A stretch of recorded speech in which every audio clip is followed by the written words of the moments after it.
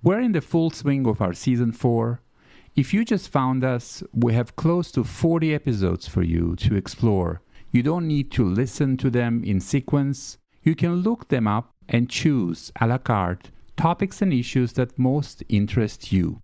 I promise you will want to hear them all.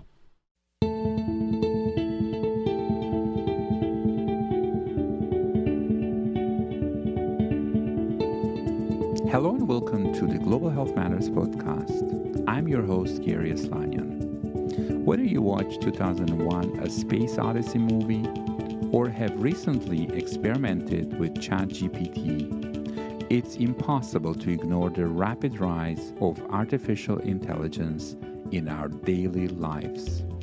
AI is often praised for its potential to transform healthcare. Yet how it will truly revolutionize the field remains unclear.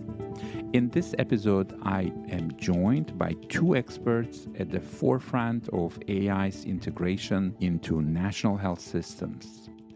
Alexandre Chiavegatto Filho, professor of machine learning in health at the University of São Paolo, has been leading efforts to develop AI models tailored to Brazil's unique healthcare landscape.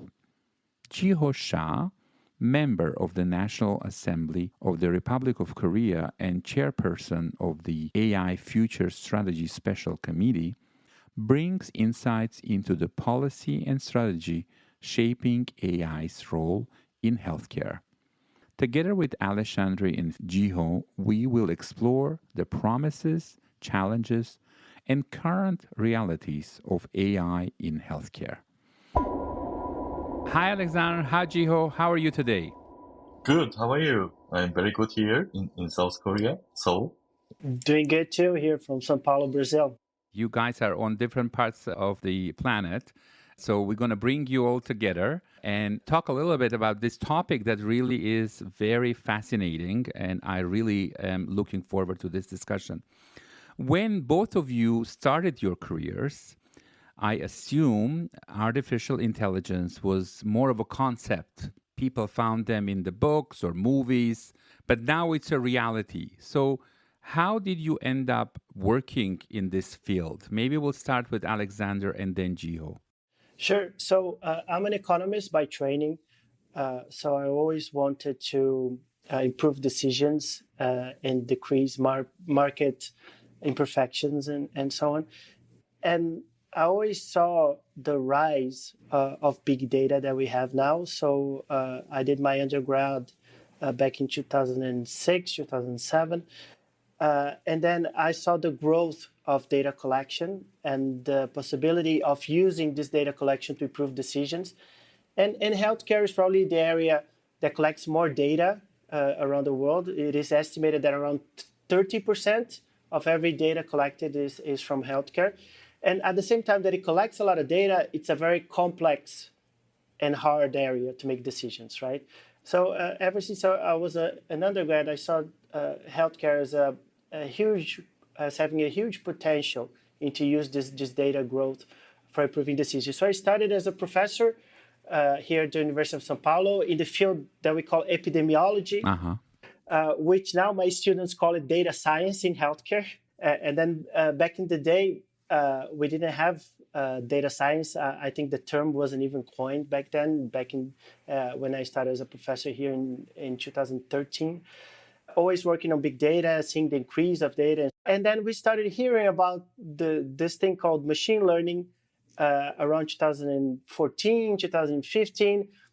And then I started running a few algorithms to see what which area was this and if it worked, and it got me amazed. The first time that I ran a random forest algorithm, right, which is an algorithm that we still use today in healthcare, it did much better than the other options that we had.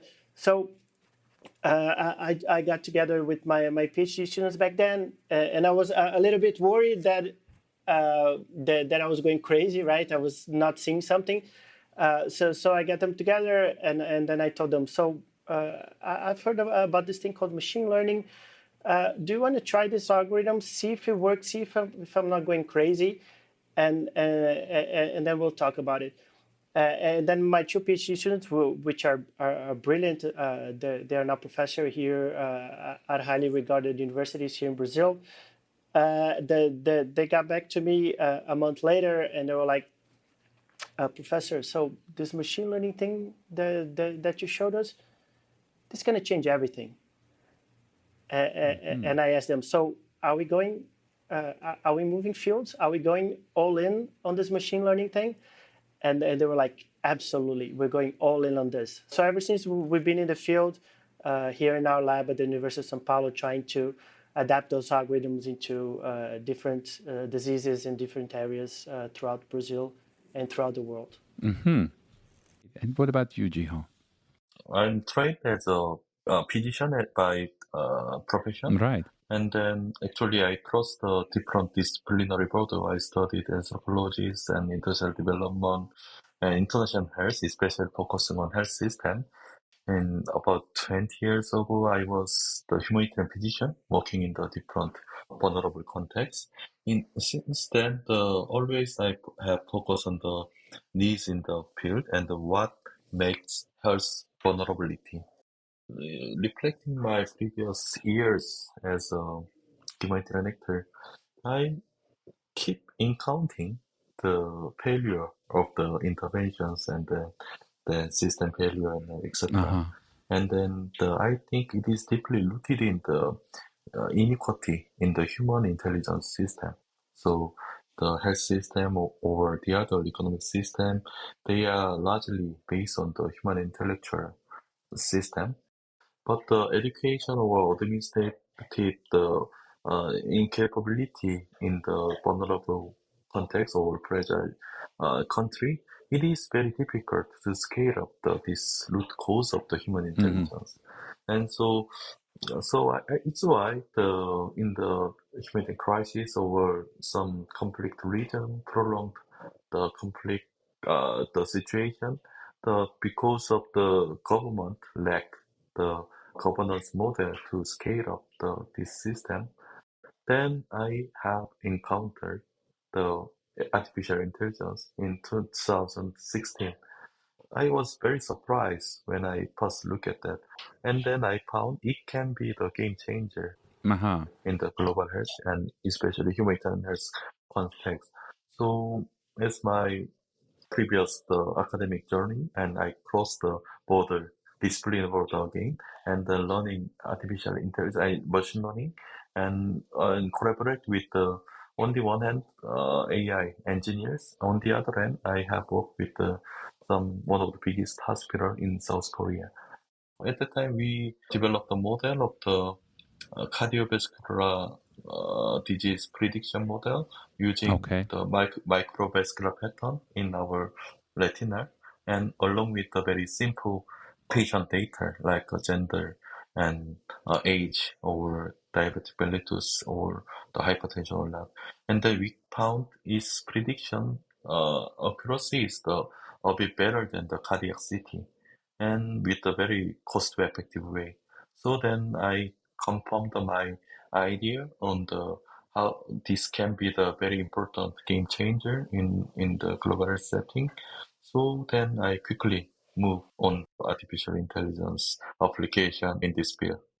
Jiho, you've indeed had a very fascinating career spanning from humanitarian work to developing AI prediction models for disease. It is clear you saw the potential of how AI can strengthen health systems early on. Alexandre, can I ask you briefly to help our listeners, and I mean, me too, to clarify some terms? So we've been using some terms so far, both of you, things like artificial intelligence, big data, machine learning. For many, at the extent they've been exposed to AI, it may be ChatGPT and not more. So maybe you can give us a bit of a definition to help set that up for the discussion. Sure. So very briefly, so artificial intelligence is basically machines, computers, algorithms making decisions that we recognize as intelligent, right? Making intelligent decisions through machines. machine. So, and there are two main ways for which a machine can make an intelligent decision. You either program the machine, the computer, with the exact rules to make this decision, right? So you write it down. So a patient that comes to my office with these symptoms, with these demographic characteristics, with this and that. So this patient probably has this disease, right? So it's a set of rules that humans establish, right? It used to be called expert systems back in the day in healthcare. In machine learning, we call it now GoFi, good old-fashioned AI. Oh, okay. When you make those rules by yourself, right? So this is a way.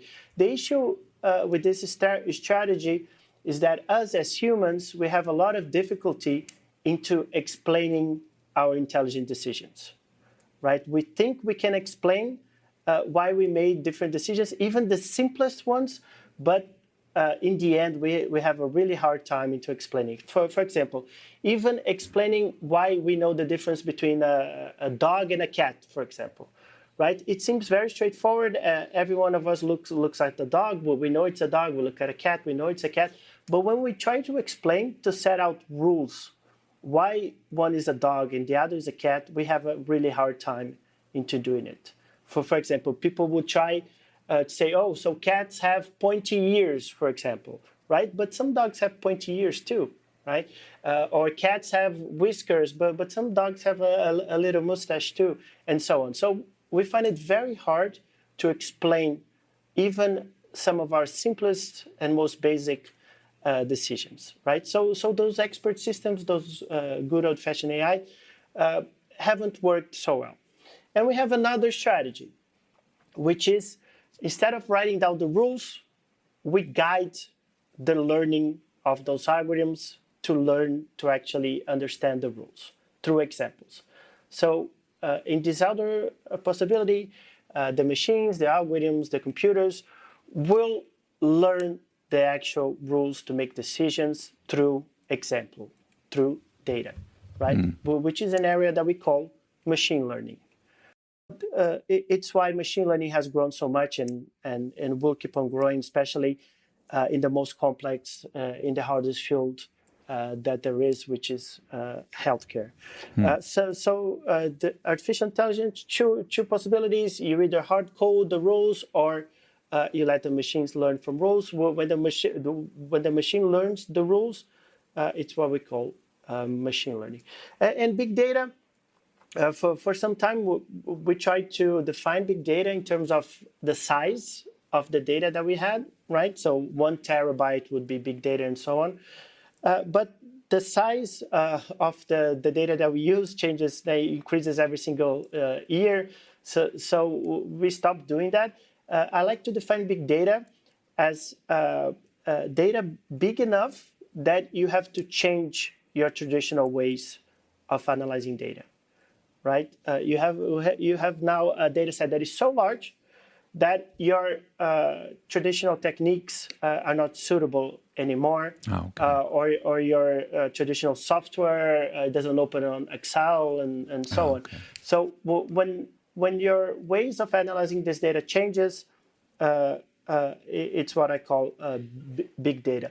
And the biggest change that we've had in the last few years, it's artificial intelligence, right? This growth of data has allowed those complex algorithms to finally have enough examples, enough information to learn intelligent or hard the decision. So it's all, as you said, it's a little bit close, right?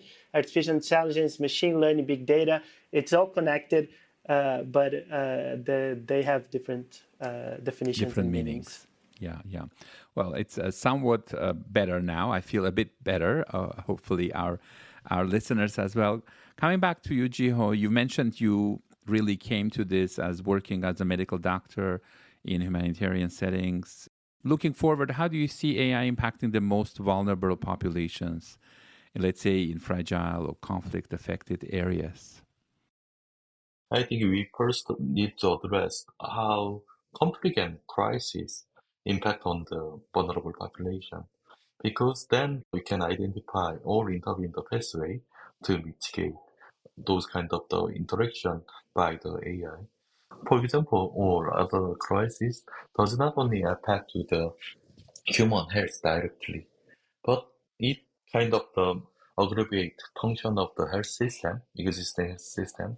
Also, kind of on the other hand, more importantly, it can those kind of crises kind of aggravate governance or macro level social, economic, political system in that fragile setting.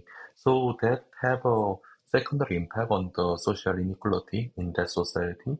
Then finally impact on the human health. So social determinants and health system can be the very important mediator to aggravate the vulnerability of the people in health. So AI actually can impact on the both of the pathway. It can directly impact on the health system function, but the AI, especially AI has powered health system, AI powered health information system, combined with the blockchain technologies, and also kind of fintech technology can be very useful for the health financing model, and the traditional AI healthcare, and which make some automation of the diagnosis and etc. So those kind of things can combine with the existing human resource in that context. So scale up the function of those human actors. So for example, in certain fragile context, it is very difficult to find the doctors. If we facilitate model of the AI-based health system, the nurse practitioner or nurse working with the clinical decision support system of the AI, it can scale up the clinical capacity or capability of the health professional to cover the level of the doctors. But it can kind of build up the new health information system in the fragile setting, and with using a smartphone as a computing basis, and also it can link with the health insurance model. And on the other hand, we should address the social determinants of health, how AI can impact on that. So economic kind of the marginalization or loss of jobs or cash transfer model to strengthening economic livelihood of the crisis affected population. All those kind of pathway can be mediated by the AI and strengthened by the AI. So if we look at these two different kind of the impact on the scaling of health system, also it indirect or fundamental impact on the some determinants of the social determinants of health, and it can be very helpful in the region of the crisis or fragile state, which mostly lack of the sustainable governance to develop it. Thanks for listing so many ways in which AI can support both the health system and address the social determinants of health in conflict settings. It has a huge potential to strengthen the human resource capacity by adding a greater intelligence to the decision making of frontline workers. Alexandre, you wrote a paper where you said that the next great frontier of epidemiology will be the analysis of largest databases or big data. Maybe you can see how AI is transforming public health in Brazil now, and even your link to other parts of the world as well. Can you give us an insight into what's happening? The change has already started, specifically in large urban areas of the world, right? But the area that we are most excited about here in our lab is to get those algorithms to work in remote areas of the world, right? Which is going to be a much larger challenge for those algorithms to work there, but it will also be where those algorithms will have the largest impact. We have hundreds and hundreds of cities here in Brazil where we have only one physician for the whole city. So this physician has to make all the decisions about every single specialty in medicine for every single patient that this physician has in his or her city.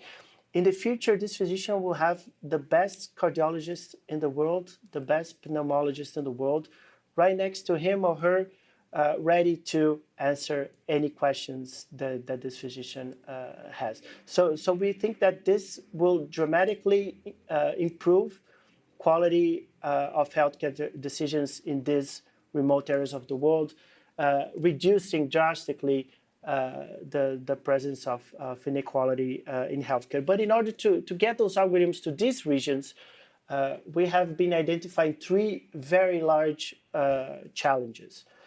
The first challenge is, do we collect enough data in these regions to help those algorithms make intelligent decisions? We have been seeing here in Brazil that we do collect enough data. Most of the countries of the world, at least newborn data and mortality data is collected for every single newborn and every single death. And we also have the electronic medical records, which are becoming a thing throughout the world. So we are already collecting good and quality information, even in remote areas of the world. The second challenge is, what if I develop an algorithm that learns from examples from a large urban area, for example, from São Paulo, okay, so, which is a city that has collected data, healthcare data for years and years, for millions of patients and so on.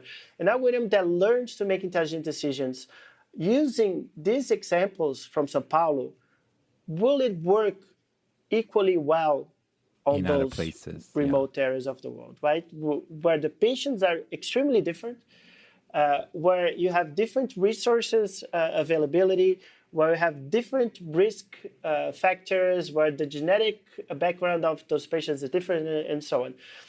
So this has been our greatest challenge so far, to make those algorithms work everywhere, and it's the reason why it hasn't changed healthcare where it will be most needed. But we have been finding some very interesting results in that sense. And the third challenge is, how do we get those algorithms to those physicians in remote areas, right? Where the internet is very unstable, where sometimes the electronic medical record is not happening yet, and so on. We have been developing apps, mobile apps, to give the physicians, because even though the hospitals in these remote regions maybe sometimes do not have an electronic medical record, the physician has a smartphone. Okay, so we have been developing apps to, in the future, give those predictive algorithms results to those physicians, even in those remote areas, where the physician will talk to the app, we will say the characteristics of the patient to the app, and the app will, through what it has learned before, give the score that the physician wants. For example, what is the probability of this patient having this disease that I think he or she has, or what is the severity of this case, and so on. When quality algorithms arrive to those hospitals, the physicians are often very happy about it, and the patients are very happy about it, and so on. I think that the challenge will be to put those algorithms in remote areas where they will have a greater impact. So I sense that we may see already inequity even within a country with this. For sure, because of the history of data collection, right? We have much more data for rich patients throughout the world, right? So you could have an issue here where the algorithm learns to make intelligent decision only for rich patients, right? Because it's the examples that the algorithms have, right? Right. Throughout the last years or the last decades, the electronic medical record have been a thing in richer parts of the world. So the algorithms will become better for this population, and won't be as good for poorer patients, because you have less example. Right, you have less data for this population, which have greatly different characteristics and risk factors and so on. So we are indeed in a time where AI could increase inequalities in healthcare, but we have been working hard here in our lab to make sure that this won't happen for long. So that's something you keep in mind in this work. Jiho, can I ask you that now you're a member of parliament in Republic of Korea. You are very passionate about preparing Korean health system to embrace AI. Why is this such a priority for you?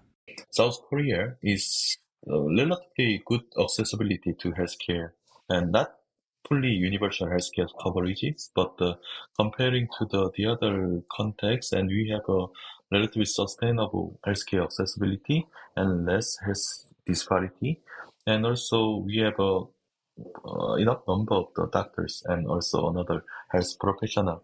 But I'm still thinking what can be the future of the South Korean health system, or what will be future of the global health system. And first future is all of us, we are interested in the AI-powered health system, not only for healthcare provision, but health information system, finance system, make it more efficient and equitable to the people. And also for the human resource, the lifelong education using the AI, or how AI integrate with the human health professional, that can be another kind of strength. But if I expanded this concept of the future system more on that, I imagine the future system maybe health system without borders, because of this healthcare artificial intelligence combined with the human intelligence can cross the border, and also South Korean AI company can expand their kind of the system approach to the somewhere in Indonesia or the other cases. So last research, before I joined to the parliament, South Korean parliament, is that the health system analysis in the Kiribati, which in the Pacific Island country, and especially which can be preventable or manageable by the AI technologies. So those kind of health system weakness or gap can be filled by the AI researchers and engineers, which those kind of platform provided by the engineers or doctors or both of them in the South Korea. We will encounter repeated pandemic, and also we will encounter climate change impact on our vulnerability of which can aggravate of the healthcare system. So those kind of things we need to combine, and I think South Korea can be one of the public actors in AI research and industry, which can be applicable for this kind of extended health system powered by AI. You have an inspirational vision for the realization of AI-powered health system in Korea, not just for the benefit of your country, but also to the extent your health system beyond your borders to help other fragile settings in times of crisis through AI technologies. This is commendable. Alexandre, your lab has developed various machine learning models that apply in such areas like during COVID, oral health, obesity. Maybe you can share some predictive models that you used, and one of the cases you can share. What's the crucial way to localize these models in their specific context? For every single health issue that we have that we're trying to tackle with machine learning, we have to make those algorithms learn to make those decisions, right? And in healthcare, the vast majority of data that we have from patients are what we call tabular data, right? Structured data, which means that it's data that fits on a spreadsheet. Okay, so for this kind of data, we have a few different algorithms which are state of the art, which is what we call gradient boosting algorithms. But even within those algorithms, we have like three different ways into making those algorithms learn. So for each different case, we have to teach those algorithms to learn the rules, as I said, through examples and so on. More than that, what we have been focusing now is how to transfer this learning into remote areas of Brazil, right? So we have been developing algorithms that learn to make intelligent decisions here in São Paulo, which is fairly easy. We have a lot of data, we have good quality exams and so on.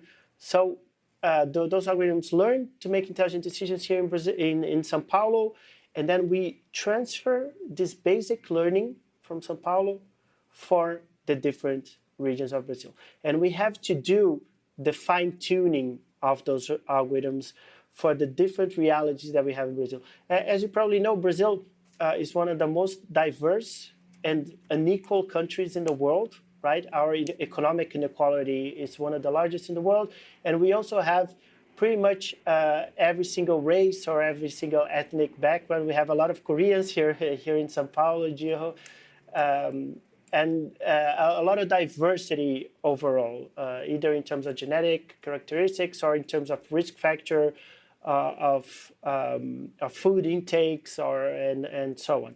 So our cities differ widely. So what we have been doing, we have been developing algorithms where we have a lot of data for the algorithm to learn the basics of this disease, of this health issue, right? You learn the basics where we have a lot of data, and then we will fine-tune it. We have been fine-tuning it for the different realities of Brazil, which is how human physicians do it, right?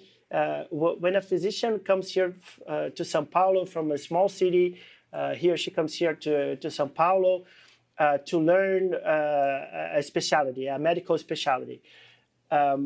This physician will learn here from the reality of São Paulo, and when this physician comes back to his or her city, you will have to adapt the knowledge, right? You have to adapt to the different realities. So it's what we've been doing here in Brazil, which has huge challenges. The first thing that I guess is exciting here in our lab is to make sure that these algorithms will work in those remote areas, right? The second thing that I guess is excited is that we believe, and we have been seeing this, that an algorithm that learns to make intelligent decisions throughout Brazil, throughout a diverse and unequal country such as Brazil, this algorithm will have seen everything about this disease, right? We will have seen every single detail about this disease. And we believe that this is going to be the best algorithm in the world.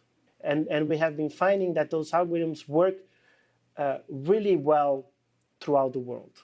Okay, so probably an algorithm that is trained on a very equal society, right, with very specific characteristics will not generalize so well, but an algorithm that learns from such a diversity will have seen everything about this disease. So we have been working a lot on that, into training the algorithm on this diversity, and then we move this algorithm around, for example, to India, and we have seen that this algorithm that was trained in Brazil sometimes works even better in India than an algorithm that is trained only on local people from India.